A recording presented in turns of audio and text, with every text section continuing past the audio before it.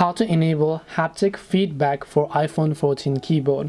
Hi everyone, welcome back to our channel. In today's video I'll guide you on how you can enable haptic feedback for your iPhone 14, so make sure to watch the video till the end. If you own an iPhone, be it a 14 or 14 Pro model or other series as well, you can actually enable haptic.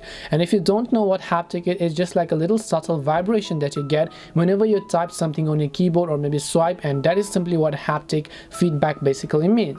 If you want to enable it for your keyboard, all you have to do is open up your settings application here.